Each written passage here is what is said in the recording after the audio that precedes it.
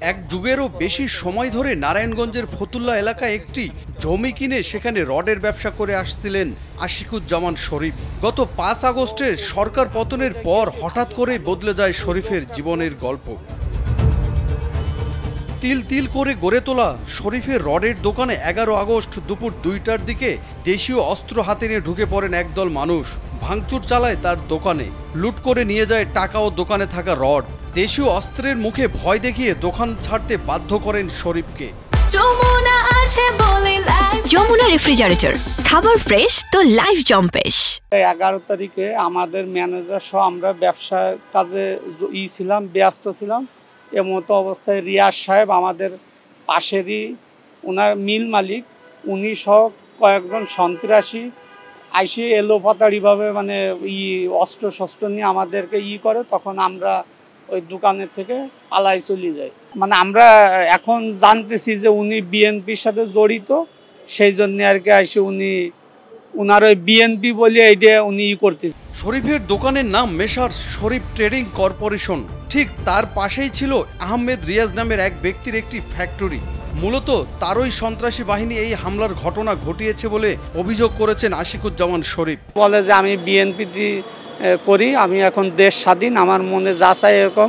অনুমান 2টার দিকে রিয়াজ সাহেব এবং কিছু মানে অস্ত্রধারী গুন্ডা পান্ডা নিয়ে আমাদের হুমকি দিয়ে দোকানের থেকে মানে চলে যেতে বাধ্য করে আর কি। ভুক্তভোগীর অভিযোগ, শুধু হামলা করে দোকান দখলই করেননি, শরীফের দোকানের সাইনবোর্ড খুলে রীতিমতো সেখানে নিজের প্রতিষ্ঠানের নামও সাইনবোর্ড লাগিয়েছেন আহমেদ রিয়াজ। আমাদের জমি হচ্ছে 3.37।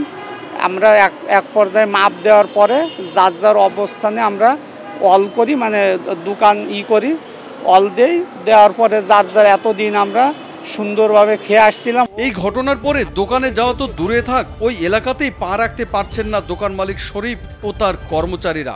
আহমেদ রিয়াজ সাহেব ওনার নেতৃত্বে এখানে আমাদের ভয়ভীতি দেখে আমরা তো ধরে চলে গেছি।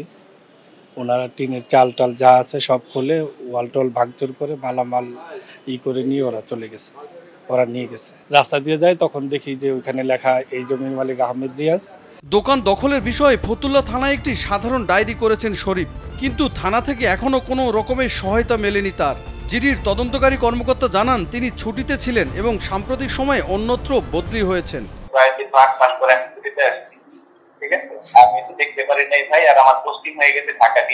শরীফের দোকান দখলের অভিযোগের বিষয়টি পুরোপুরি অস্বীকার করেছেন মোহাম্মদ আহমেদ রিয়াজ। তার দাবি তিনি কারো দোকান দখল করেননি, আর কোনো রাজনীতির সাথেও যুক্ত নন তিনি। এগুলি সম্পূর্ণ ভুল কথা।